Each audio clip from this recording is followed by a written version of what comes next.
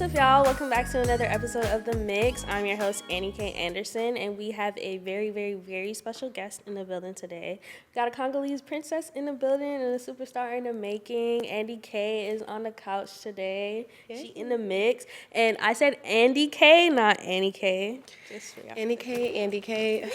Did you realize that our names are very, very similar? Literally, I was just like, it's meant to be. It's meant to be. Divine timing. Yes, ma'am. Mm-hmm. But how have you been? How's life? I'm good. I just dropped a single called Ceilings, Yep, Enjoying myself. Yeah, we're gonna get into it. And you also just celebrated a birthday as well. Yes. How old did you turn? How old I've turned, okay? All right. But yeah, let's get into Ceilings, your latest single. Tell me a little bit about it. What's the creative background behind it?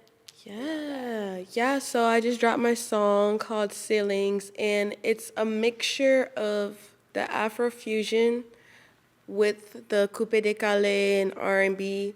I really wanted to really tap into my culture a lot more. I have done a couple songs that have Lingala and French, but I just felt like this time I really wanted to find a way to introduce people to my culture. That's a part of me. And it's a little bit bittersweet during this time because, with the whole conflict that's going on in the DRC, but at the same time, I wanted to also use this moment to uplift people, to keep people dancing, and Congolese, Nigerian, American, the Cameroonians, everybody. So, yeah. I love that. There was, in the chorus of the song, you say, Bina Kotazo? Bina Kotazo, hey, Bina Kotazo, baby. Hey, what does that mean? Y'all, so don't get mad at me because I really hope I get this right, but there's an original song where he says, Bina Kotazo, la Bina Kotazo. And it's really a phrase of just going wild and dancing and having a good time with no limitation, just going out there. And literally, I was in the studio with Jima and Flush, and he was just playing the beat, and I just started saying, Bina Kotazo, oh, Bina Kotazo, baby, Bina Kotazo. So, yeah, Bina Kotazo, dance Kotazo. So, yeah. Okay, I love that. Mm-hmm. I'm definitely gonna listen to more of your songs to get a little, is that Congolese? Yes, Congolese. Yeah, Bina Kotazo is in Lingala. Yeah. So yeah, that's what I'm saying. I'm trilingual, so. Period. That's a flex. Mm-hmm. Big flex. But okay, we gonna get into your life outside of music a little bit. You briefly told me that you're a teacher. Yes. Which I thought was really, really cool. Did you do a teaching major in school?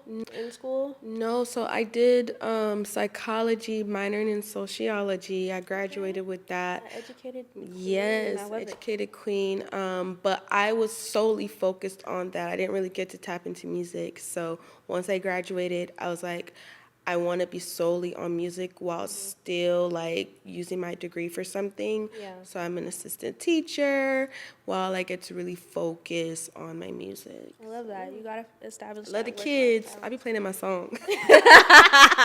Yo, it's funny. It sounds like you enjoy teaching, and how's how's your patience level? I'm Congolese. What do you mean by that? Unfortunately, we have patience. We shouldn't have patience by a lot of things, So I'm Congolese once again. I have a big family once again. I have lots of brothers once again. I'm used to it. So. Okay, bet. Let's tap more into your Congolese background. You obviously don't hide that part of yourself. It's very clear in your music and clear on your socials. Awesome. I'm happy you noticed. Of course. But did you grow up in the Congo? Give me a little bit about your background, how you came to be in Atlanta. So I'm a first gen babe. So I was born here. I was actually born in North Carolina, raised in ATL. My parents came here, and shout out to my mom, I guess I kind of wish I was born back home. Let's just say that. I miss a little twang. But yeah, so I'm a first gen, and my first language was French. It wasn't English. Me and my brothers, that's all we spoke because that's all my mom spoke at the time. But then, unfortunately, we were forced to, at school, to start learning English and whatnot. And then out of nowhere, when our parents stopped teaching us French and started teaching us English, we started picking up on our native language, which is Lingala, out of nowhere. So, That's yeah. so cool. That's so cool. Yeah. What would you say, like, creating Afro beats in Atlanta and trying to find like your fan base or like people who gravitate towards you, would you say like it's hard in a way? Or how Yeah. do you maneuver the Atlanta space? I'm still maneuvering. I'm still maneuvering. I thank God that I have like fans and people here, whether it's 5 or 50 that know of me and push my song. But I would say like creative wise, I don't think it's difficult. Luckily for me, I grew up listening to all types of like Western music, Central music, from Tiwa Savage to Fali Ipupa to like everything, even gospel music, Mike Kalimbe, like I was always growing up listening to that. And then, luckily, like, I'm also a music fanatic, so I listen to lots of music, and it's just a easy, quick thing for me to be able to record and stuff. But when it comes to maneuvering here, yeah, it's a little tough. Like, Atlanta, I feel like